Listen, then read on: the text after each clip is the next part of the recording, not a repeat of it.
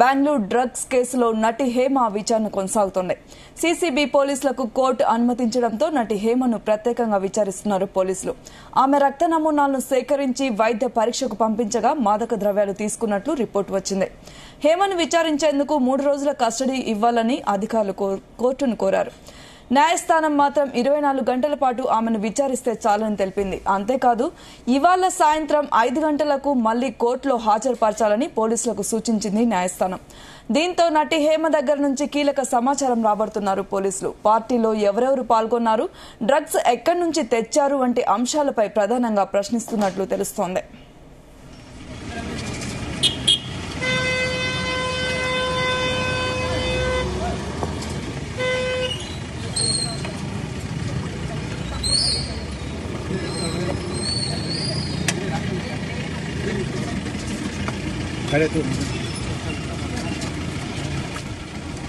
Bengaluru drugs కేసులో నటి హేమ విచారణ కొనసాగుతోంది. సీసీబీ పోలీసులకి కోర్టు అనుమతించడంతో నటి హేమను ప్రత్యేకంగా విచారిస్తున్నారు పోలీసులు. ఆమె రక్త నమూనాలను సేకరించి వైద్య పరీక్షకు పంపించగా మాదక ద్రవ్యాలు తీసుకున్నట్లు రిపోర్టు వచ్చింది. హేమను విచారించేందుకు 3 రోజుల కస్టడీ ఇవ్వాలని అధికారులు కోర్టును కోరారు. న్యాయస్థానం మాత్రం 24 గంటల పాటు ఆమెను విచారిస్తే చాలని తెలిపింది. అంతేకాదు ఇవాళ సాయంత్రం 5 గంటలకు మళ్లీ కోర్టులో హాజరుపరచాలని పోలీసులకు సూచించింది కోర్టు. దీంతో నటి హేమ దగ్గర నుంచి కీలక సమాచారం రాబడుతున్నారు పోలీసులు. పార్టీలో ఎవరెవరు పాల్గొన్నారు, డ్రగ్స్ ఎక్కడి నుంచి తెచ్చారు వంటి అంశాలపై ప్రధానంగా ప్రశ్నిస్తున్నట్లు తెలుస్తోంది.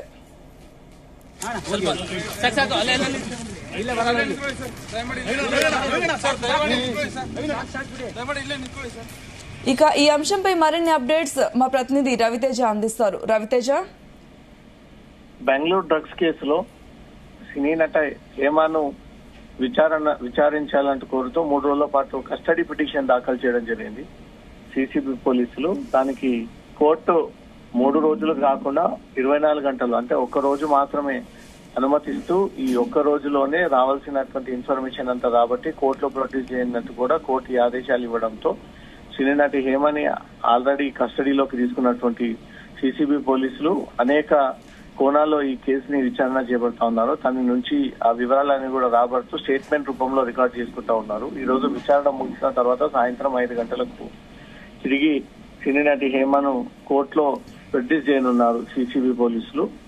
ఇప్పుడు బెంగళూరు రేవ్ పార్టీకి సంబంధించినటువంటి అంశంపైనే హేమను ప్రధానంగా విచారణ చేపడతా ఉన్నారు. ఈ పార్టీకి ఎలా రావాల్సి వచ్చింది, ఎవరు రప్పించారు, టికెట్ ఎవరు బుక్ చేశారు, ఏ ఈవెంట్ అని చెప్పి మీరు ఈ పార్టీకి హాజరయ్యారు, దాంట్లో డ్రగ్స్ కొనసాగుతున్నటువంటి సమాచారం మీకు ముందుగానే ఉందా, డ్రగ్స్ తీసుకోవడం మీకు అలవాటు ఎప్పటి నుంచి ఉంది, గతంలో ఎక్కడెక్కడ ఈ పార్టీలకు హాజరై ఉన్నారు, ఈ బెంగళూరు రేవ్ పార్టీలో మీకు తెలిసినటువంటి అత్యంత దగ్గర సన్నిహితులు ఎవరు, ఎవరి ఆహ్వానం మేరకు మీరు బెంగళూరు రావాల్సి వచ్చింది, డ్రగ్స్ తీసుకొని పార్టీలో దొరికినాక కూడా దొరకలేదని తెలుగు ప్రజల్ని నమ్మించేటువంటి ప్రయత్నం చేసింది. ఆ వీడియో విషయంపై కూడా సీసీబీ పోలీసులు విచారణ కూడా చేపడతా ఉన్నారు. ఎవరి ఆజ్ఞ మేరకు ఆ వీడియో రిలీజ్ చేయాల్సి వచ్చిందనే దానిపై కూడా హేమని క్వశ్చన్ చేస్తున్నట్టుగా తెలుస్తుంది. ఇప్పుడు ప్రధానంగా రేవ్ పార్టీలో పార్టిసిపేట్ అవ్వడం మీకు ముందు నుంచి అలవాటుగా ఉందా, ఇప్పటి వరకు ఎన్ని రేవ్ పార్టీలో మీరు పార్టిసిపేట్ అయ్యి ఉన్నారు, ఎక్కడెక్కడ ఈ రేవ్ పార్టీలు జరుపుతా ఉంటారు, ఎవరి నేతృత్వంలో ఎవరి ఆధ్వర్యంలో ఈ పార్టీలు జరుగుతూ ఉంటాయి, ఎవరెవరు దీని ఇండస్ట్రీ తరఫున మీరు తీసుకెళ్తా ఉంటుంటారు, మీ ఒక్కరే హాజరవుతారా, ఇంకెవరినైనా తీసుకెళ్తూ ఉంటారా, మీతో పాటు గతంలో ఇంకెవరైనా ఇండస్ట్రీకి చెందినటువంటి అమ్మాయిల్ని తీసుకెళ్లినటువంటి సందర్భాలు ఉన్నాయా అనే కోణంలో కూడా ఆమె నుంచి పూర్తి వివరాలు రాబట్టేటువంటి ప్రయత్నాలు చేస్తా ఉన్నారు. రేవ్ పార్టీ ఎప్పుడు డిసైడ్ అయ్యింది, బెంగళూరు రేవ్ పార్టీ ఒకరొకరి ఎంట్రీ ఎంత, అక్కడికి వచ్చిన తర్వాత ఎన్ని రోజుల పాటు ఉండాల్సి ఉంటుంది, దాంట్లో డ్రగ్స్ ఇస్తానని ముందుగానే హామీ ఇచ్చినటువంటి వ్యక్తులు ఎవరు, డ్రగ్స్ ముఠాలకు నేరుగా మీకు ఏమైనా సంబంధాలు ఉన్నాయా, ఈ డ్రగ్స్ తీసుకోవడానికి గల ప్రధాన కారణాలు ఏంటి, ఏ రకమైనటువంటి డ్రగ్స్ ని తీసుకుంటారు, ఎన్ని రోజుల నుంచిగా తీసుకుంటా ఉన్నారు, ఇలాంటి పార్టీ టైంలోనే డ్రగ్స్ ని తీసుకొచ్చి ఇస్తా ఉంటారా, లేదా మీరు హైదరాబాద్ లో ఉన్నప్పుడు కూడా డ్రగ్స్ ని తీసుకొచ్చి ఎవరైనా వ్యక్తులు మీకు అందజేసే వాళ్ళ అనే దానిపై కూడా ఆ మొబైల్ ని ఇప్పటికే స్వాధీనం పరుచుకొని మొబైల్లో ఉన్నటువంటి కాంటాక్ట్స్ అన్ని కూడా బయటకి తీసి ఈ డ్రగ్స్ ముఠాలతో సినీ నటి హేమకు ఉన్నటువంటి సంబంధాలపై మాత్రం పూర్తి స్థాయిలో ఆరా తీస్తా ఉన్నారు. ఈ రోజు తను విచారణలో ఎవరైనా పేర్లని వెల్లడించి ఆ డ్రగ్స్ ముఠాల పేర్లు కానీ, సాధారణ వ్యక్తులు కానీ లేదా ఇండస్ట్రీకి చెందినటువంటి వ్యక్తుల పేర్లను వెల్లడిస్తే మాత్రం ఖచ్చితంగా వారందరికీ నోటీసులు జారీ చేసి పిలిపించి వారిని కూడా ఈ డ్రగ్స్